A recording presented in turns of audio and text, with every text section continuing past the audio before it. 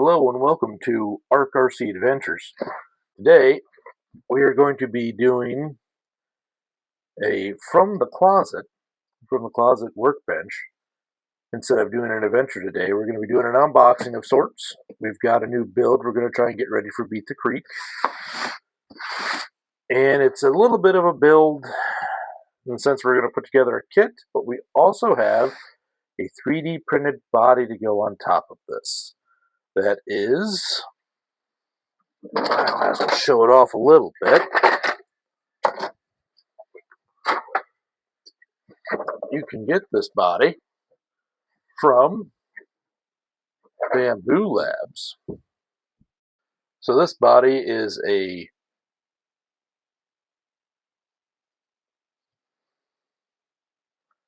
This body is a 3D print available from MakerWorld. It's called the CatMaw. But really liked it. Looked really sweet. And whoever designed this specified a 10.3 Axial 10.3 chassis. And that's what we're going to be doing today is the Axial Basecamp 10.3 kit. So we'll go ahead and set this over here for now. And let's see what's in the box. Just got this from Amazon. They had these on sale. The reason I was able to pull the trigger on this, they had all these on sale for, at the time, $188 for the kit, which is normally, I believe, $270 or $280.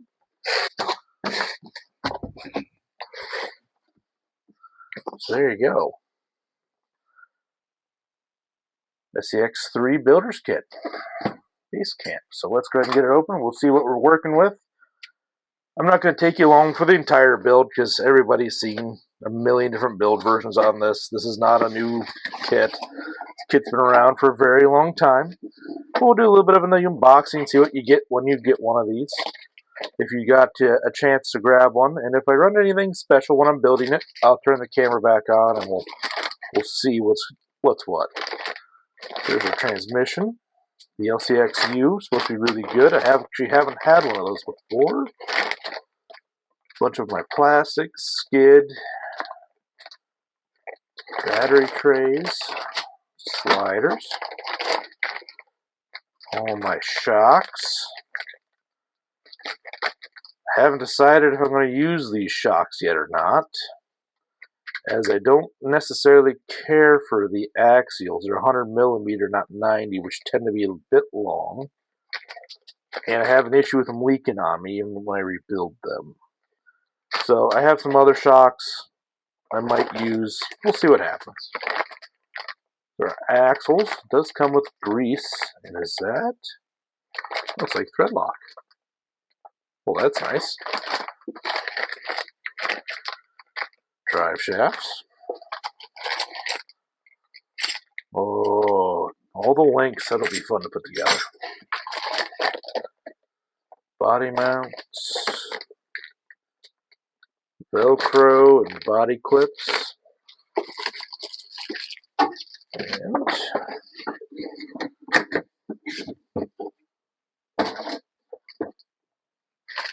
frame rails. I did not realize the 10.3 came in multiple pieces. I thought that was a solid rail similar to a 10.2. But as I said, I've never built the 10.3. I have a lot of Element, and I have 10.2s, but I don't have any 10.3s, and I have Traxxas as well. I don't have any 10.3s. This will be my first. So, alright, I'm going to dig in, and as I run into things, I get some pieces put together, I'll bring you back in on board. So I just opened up the first bag here, bag A. The directions want you to go through, and I will be following the directions because whenever I build anything, it's what I always do. I am a direction follower. And it looks like we do our diffs and our axles first, which is bag 1, and I was pleasantly surprised to see the AR-45 straights come with the nice, I don't know if you can see all that, but the nice two-piece diff lockers. I like that instead of being the one piece. That way you don't have to replace the whole assembly. You can just buy the gears and be able to reuse your diff locker. So that's nice. I do like that. I got everything laid out, kind of organized. Looks like it'll be a pretty straightforward thing. I've built more AR-44s than I care to think about. But this will be my first time with the AR-45s. But they look pretty straightforward. I don't foresee any issues. But if I find anything, I'll bring you back in. All right. Just got the axles put together. Went as smooth as what any other axle I've ever put together went. I do like that it came with the metal hexes, and I do like the threaded pin instead of just a pin and, or sometimes it's just a pin or a pin with a little set screw. I like these threaded pins better. I've had better luck with them. But overall, I like the axle so far. I did use the Cal RC Udder Butter. I've been trying this stuff out lately. We're going to see how well it does with at Beat the Creek. Because normally on most of my other rigs, especially for my comp rigs, I just run the CV joint grease, which does really well.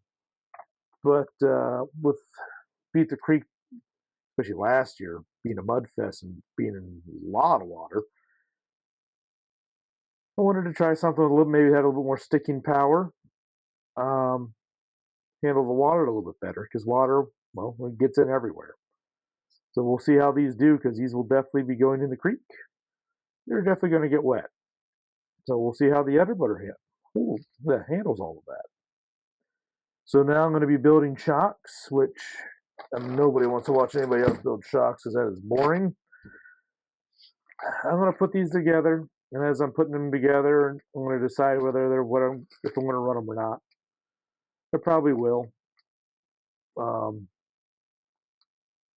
Just because of this being a trail rig, not overly concerned about the shocks leaking a little bit. I can always refill them. But if I run anything weird, I'll let you know. But I don't foresee anything. So we'll catch you in a bit. Okay, so we got all 4 of our shocks built. They went together pretty nice. I think it's a little under damped with the 35 weight. We'll see. One's almost like it's got nothing in it, even though I know I filled it all the way up. But they feel pretty good. I use the included 35 weight. If I have any issues, though, I like to run 40 weight in most of my rigs with a 3-hole. That's in these. I bet you they would probably be better on the 40, but we'll see. I'll run it first before I make any tuning changes, because that's what you do. You got to run it first before you start making a bunch of changes, unless you'll just be running around making changes. You don't know what actually fixed it or what caused the problems, or just be chasing your own tail. So that's enough with the shocks. Those are done. Now on to gearbox, bag C. This one's going to take a minute to get all this done, because that is a lot of parts. I haven't built an LCXU. One of my favorite gearboxes is the Stealth X from Element. This is going to be, I can just tell, I know it's got dig in it. It's going to be much more involved than a Stealth X because of that dig, but it shouldn't be too bad. I hear a lot of good reviews on this LCXU, so I'm excited to try it. I do not have the servo to run dig, so maybe when I'm at Beat the Creek, I'll see if I can find a little servo at one of the vendors. There's a million vendors there selling everything, so I'm sure I can find one down there when I go. And if I want to, I'll set up, I will set something up. But I'm going to go ahead and take care of this, and then I'll bring you back if I have any problems, or if not, we'll just keep moving along. because I'm not going to be mounting sliders and some of these plastics to the battery trays. Not everything's going to get mounted because the CatMaw, it has its own built-in sliders, and it actually mounts, uses the front body mounts of this kit. It uses the slider mounts for this kit. I believe it uses the rear under tab, under body pin setup that the rear bumper of this has. It uses that as a mount as well. So this body is going to be really secured to this chassis. I'll probably have to do battery changes, the trunk open, so I'm guessing I'll be doing the battery changes through the trunk. But I'm going to go ahead and get this taken care of, and I'll bring it back when I'm done. Okay, so I went ahead and I got everything put together. I didn't want to make the video take forever, and I didn't think anybody would want to watch me putting this whole thing together piece by piece. Things I changed from the original. The shock springs that come on there are unbelievably stiff. So I had a set of gray elements that are about half the weight, maybe a pound and a quarter less, and it's a lot better. The other one, it was way too stiff. So I got new springs on there. Gearbox went together great. The dig actuate's really nice. I did end up ordering, it's actually been a few days. I did order the Injora micro servo. So I'm going to set that up, and that's going to be for dig. I don't know if you can see that too well. I don't have anything centered or hooked up. I want to get everything bound and set some very conservative endpoints on both that and for the servo. I don't obviously have hooked up either because I don't know if that horn's actually centered, and I don't want to hurt anything while I am setting up endpoints. So once I get the motor in and the receiver, I'll get those hooked up and centered and set endpoints and get them fully working. But that gearbox, I see why people like it. It went together really nice. It spins butter smooth. The axles feel great with it. I do like the plastic axial drive shafts. I think they are pretty good. Oh, what else? This is the bumper that is for the CatMaw, the 3D printed bumper. You can see it's got, those are not lights. Those are just white and yellow plastics to simulate lights. It did come with the files to print buckets if I wanted to put LEDs in there, but I didn't feel like doing that. Maybe down the road I will. I did omit the sliders because the CatMaw is where it's one of the places it hooks.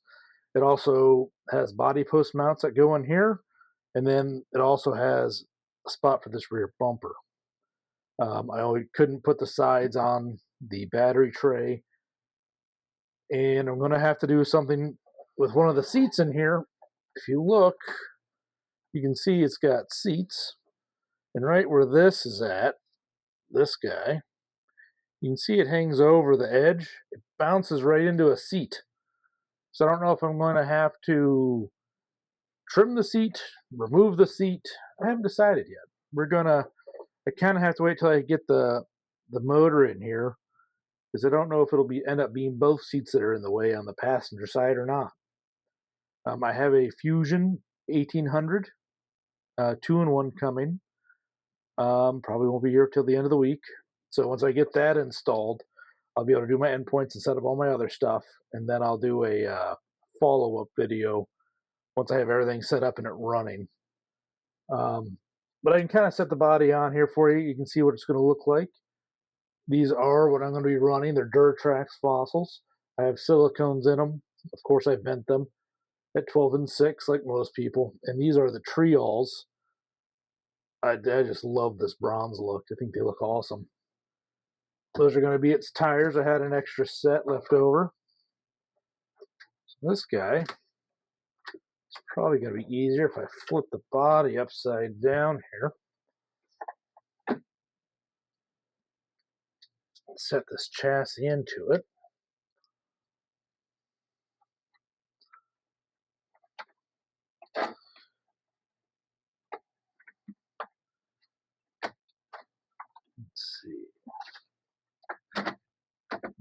body post mounts to go where they belong. You can see the rear bumper lines up with these bumper screws. So the bumper will actually get screwed in from the bottom there. And it'll get pinched and really hold it on there. And then you can see where that lines up there, and you can see how that body is being pushed out. If you look up in there, you can see the motor plate is hitting that tan brown chair. So I'll have to do something about that, but that'll be for a later video. But we're going to put her on something like that. Let's just set these on here, see what it looks like. Ooh. I do have the wheel nuts. These are all the plastics I didn't end up using. So the tray, I'm going to put a different receiver box in there because it's going to be in water. I want that on there. I'll put the motor cover on there once I get the motor on. Let's get these wheels and tires on.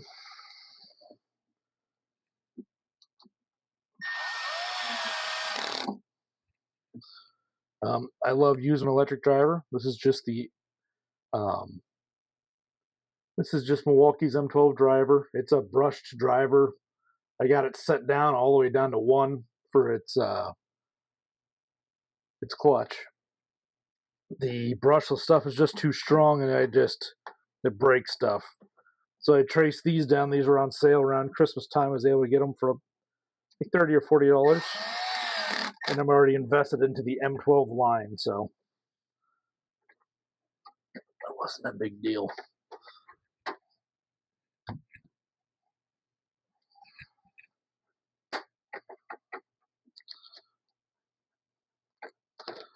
Alright.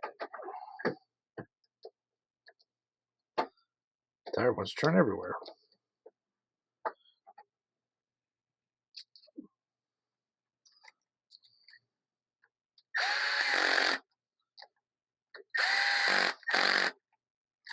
I'll do something about the camera angle for the next video because I think you guys are a little too high up. You need to be a little bit more down and looking at the bench. I think you might be a little too high. I don't know.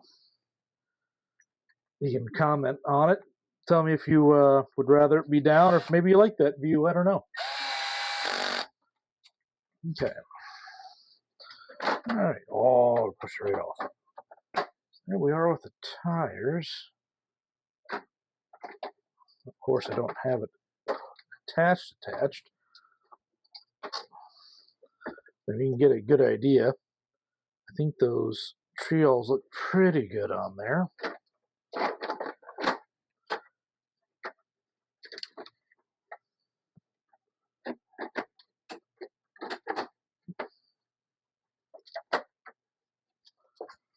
You can see what it's going to look like from the front. It's going to look nice.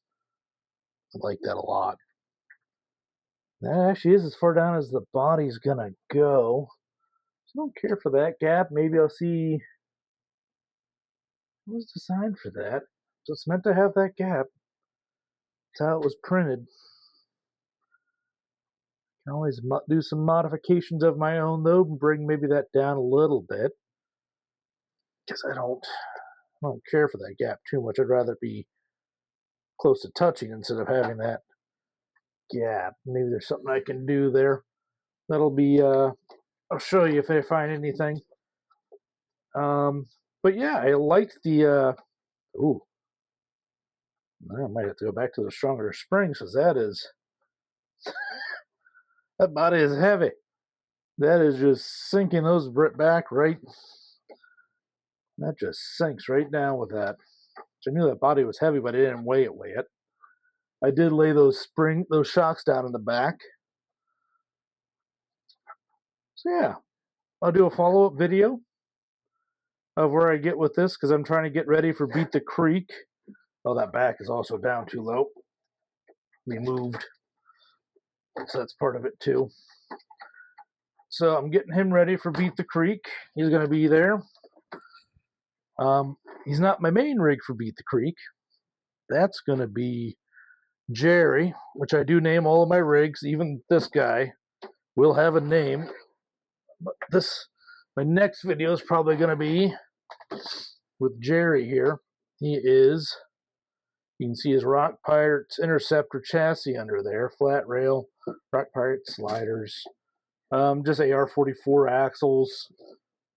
I've got a thing for J Concept tires. I think they're fantastic. So he's got some holds on them, which are great, and it's got BAMP 3D printed inserts. He's not too heavy. He's got a Fusion 2-in-1 in him. I run in all my trail rigs Fusion 2-in-1s. That is the Vanquish Origin bumper, front and rear. He's got a hitch on him. He tows a trailer. He'll be down at Beat the Creek. I found some of these files to print some of these. I designed a few of them myself. Yeah, turned out pretty good. But my next video will probably have him doing some trail running and some more testing on the trailer to make sure the trailer's all ready. So thanks for watching, sticking around, and if you have it in you, please press like and subscribe. And we'll be doing more content. Hopefully I'll do something from Beat the Creek. But until next time, have a good day.